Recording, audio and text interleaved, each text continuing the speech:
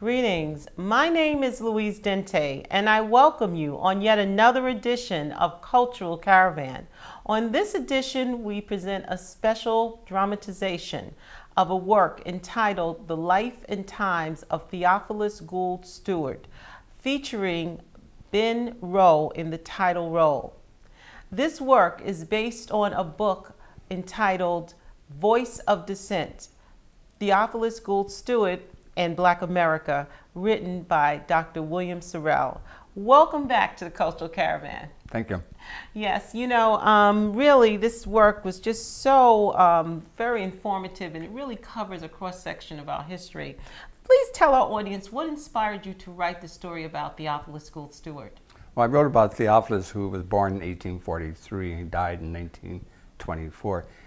He was a clergyman in the African Methodist Episcopal Church who wrote 7 books, who had an autobiography, who wrote articles for the Christian Recorder, AME Church Review, and a lot of secular newspapers and magazines. Plus he had journals for trips to Haiti and to the Philippines. Very, very wide.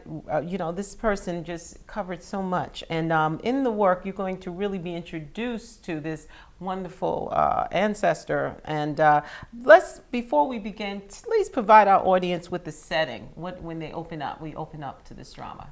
Well, we said with Theophilus coming home from teaching classes at the Payne Theological Seminary, which is part of Wilberforce University. And he comes home as a cold January day, 1924. He's at age 80, and he's somewhat tired, but he sits at his desk, and he's thinking back on his life as a clergyman, and as a chaplain, and as an educator. Now we're going to give you a glimpse into the life of Theophilus Gould Steward, the life and times of Theophilus Gould Steward, as he reflects on the early years. It was my opinion that there were outside forces which influenced colored society, which didn't represent the taste and powers of the colored people themselves. I have always had pride and respect for my African blood and heritage. However, I cannot say that all shared the same feelings about being referred to as African or Negro, for that matter. Most would emphatically exclaim that we were colored citizens. Little white people have yet to treat us as citizens. As a race, we cannot claim a common experience. Slavery is not the glue that will bind us, for a slave history is no history. Many Negroes are ashamed of our slave past due to the degradation that was experienced, which was by no fault of our own. Why should we, as a people, continue to accept the status of being separate but unequal? We need to challenge white supremacy and exclusiveness, not tolerate it. We spend too much time imitating white society and honoring white men. We need to instead validate our own history and our own contributions to American and world history. Now, some may say, why Theophilus? A man of your hue and complexion could easily pass for white in this society and escape the degradation that Negro men face in this racist society, as some in my family have done. Well, I will continue to say no to injustice and stand up strong and proud as a free man of color. As a people, we are just as good and even superior to whites in physical conditioning and equal to them in intellectual attainments. At an address at a Methodist church, I proclaimed that Negroes were miseducated or at worst badly educated. It is the role of the church to inculcate the doctrine of self-reliant Christian manhood. The objective should be to take the stoop from the Negro's shoulders and the cringe from his knee and enable him to stand erect. I further advocated for the elimination of prejudice and caste distinctions. Instead, there needs to be the establishment and maintenance of a church that shall have neither white ministers nor Negro members. We must at a single stroke cast down the whole temple of lies respecting our race and believe ourselves to be men, despite the misconceptions of the world. I went on to establish an educational series known as the Richard Allen Course for the purpose of enlightening and inspiring our people. The racist rags of the day, better known as newspapers, depicted the Negro community as darkies who lived in rickety old houses with walls, floors, and staircases filled with grime and dirt. These conditions were not confined to poverty in the Negro community.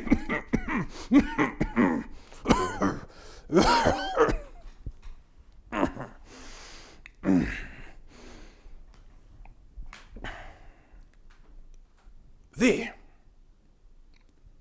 Negro community, less than 20 years out of slavery, has established banks, colleges, newspapers, farms, and lyceums. Despite the obstacles placed in front of us, we are making and will continue to make progress. You know, when we think about the fact that as he's moving through his life, at a certain point, Steward decides, look, I need a change of pace, and he decides to go into the military. Please explain what prompted him to just make that decision. Well, what prompted Steward in 1891 to go into the military as a chaplain was his consistent confrontation with the church over doctrine. Steward often questioned the powers of the bishops.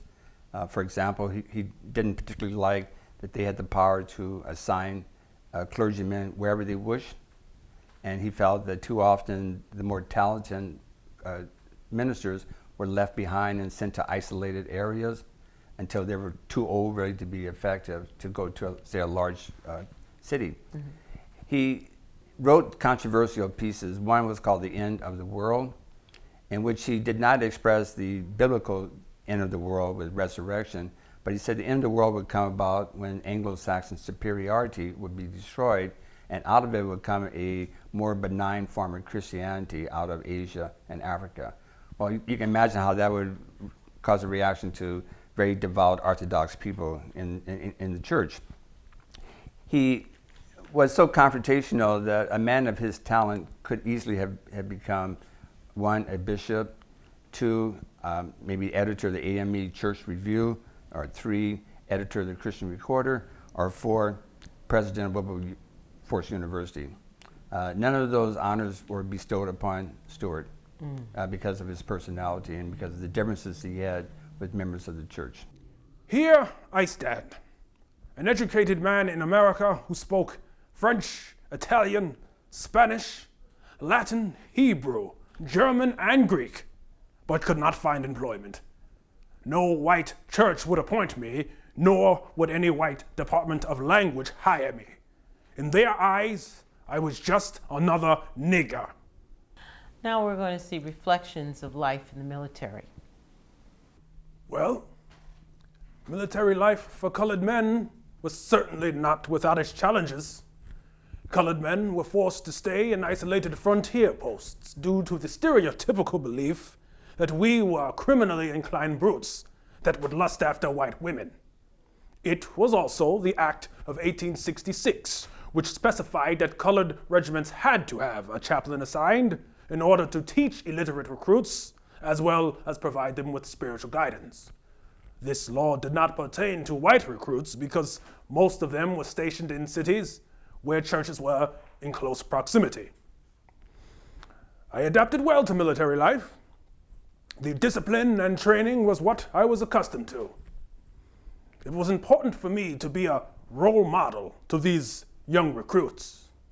They could not categorize me as just another northern Yankee soldier with no gridiron in his belly. They were surprised as pin whiskers to see that I could drive mules and hunt, ride horses and hike, and do all of the things that sophisticated Easterners aren't supposed to know how to do.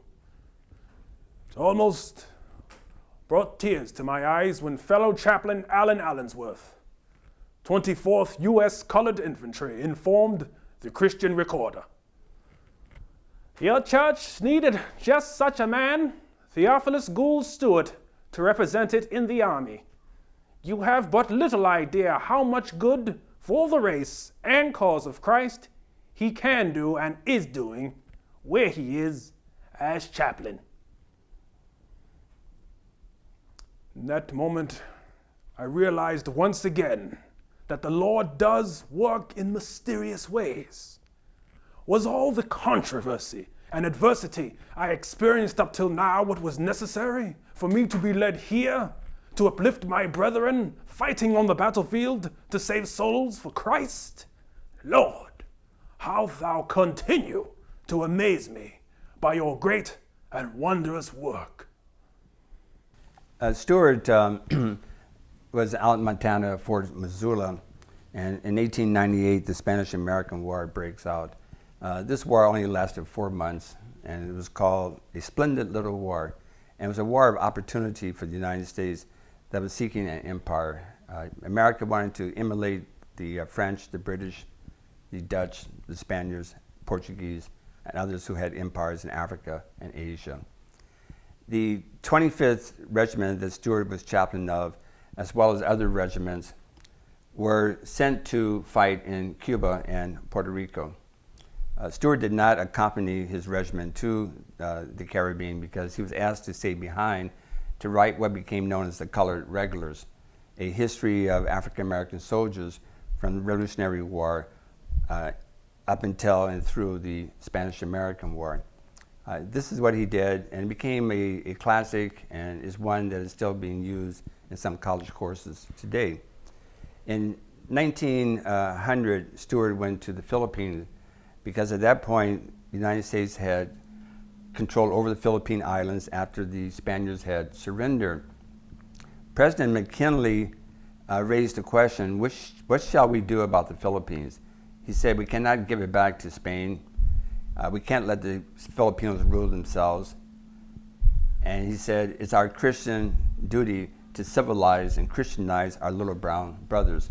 So the 25th Regiment, as well as other regiments, were sent there, but many Filipinos resented American presence.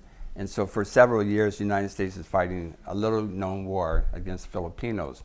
Steward is there as chaplain, but also he becomes the superintendent of schools in Luzon province. At this point, Steward makes arrangements for one of his sons, Gustavus Adolphus Steward, to come to the islands to be a school teacher. Steward also wrote a number of observations that were sent to various newspapers and magazines in the United States. In 1902, the Colored Regulars were all shipped back home. The 25th was sent to Nebraska, where they remained until 1906.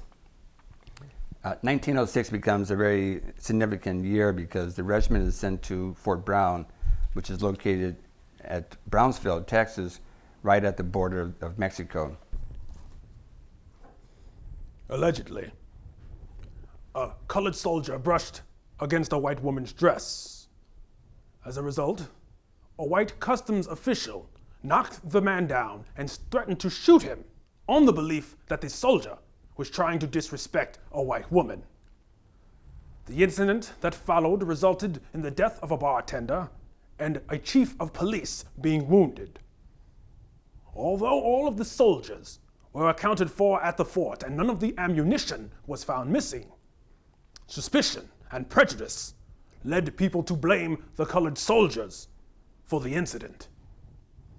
Fearing violence, the military quickly removed the regiment and replaced them with all white soldiers. The colored stood strong in support of their comrades and refused to testify against them. The army erroneously charged the 12 soldiers with murder. I knew this regiment was innocent, and I expressed my views in writing in a letter that was delivered to the New York Tribune. On November 26th, an angry President Theodore Roosevelt went a step further and discharged dishonorably 167 men with the stroke of a pen. As a result, 6 active servicemen were stripped of their medals, as well as another 13 men who received citations for bravery during the Spanish-American War. Ironically, 8 years earlier, it was men of the 25th Infantry that saved Theodore Roosevelt's life during the Battle of San Juan Hill. Although I could not publicly respond to this unfortunate act, I later wrote in my autobiography that not a single officer thought the men were guilty. This vicious decision by President Roosevelt to discharge these men was not rescinded until 1972, when the Secretary of the Army, Clifford Alexander, an African American, gave all the men honorable discharges in recognition of their services. Unfortunately, none of the survivors of these men were given financial compensation for loss in pay and rank. As we move to the conclusion of this story about this fascinating ancestor, please tell us about what was the legacy of Theophilus Gould Steward. Well, he had several legacies. One certainly was his writings. His writings on scriptures and theology were very enlightened for that time period. And I'm sure they're being offered in theological classes by the AME Church.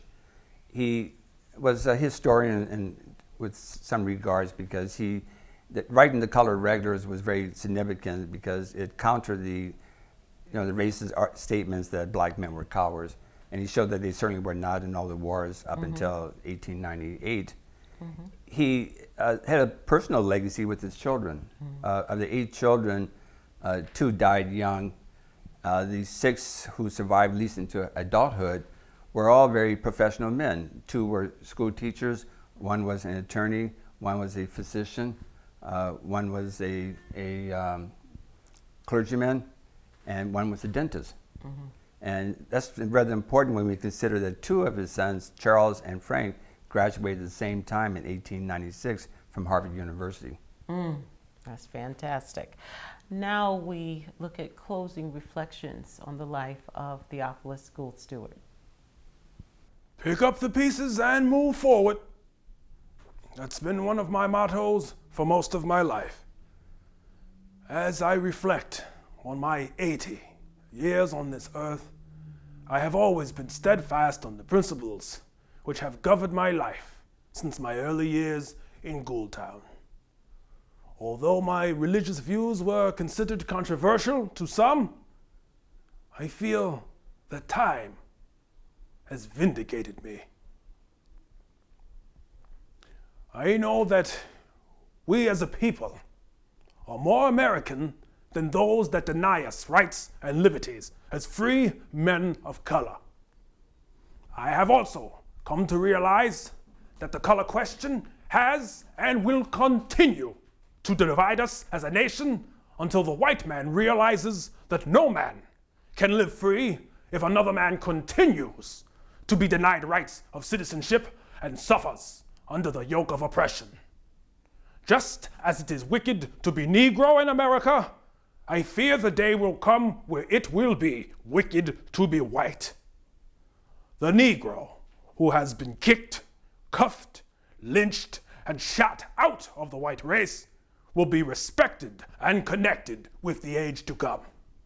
The new world will be a coming of age for the peoples of Asia and Africa, I predict. Either we live together as equals or perish. I know I have raised my sons to be strong, wise, and dutiful husbands to their wives. I am thankful and hopeful that the toil and sacrifices of our past generation of men and women of our race will continue to be the bridges upon which our future generations will stand as free and productive people. Here I stand, dear Lord, Theophilus Gould Steward, a servant and consistent soldier of the Lord, ready to come home and receive your blessing in the eternal paradise that awaits us all. My motto is, and will always be, labor on till the close of the day.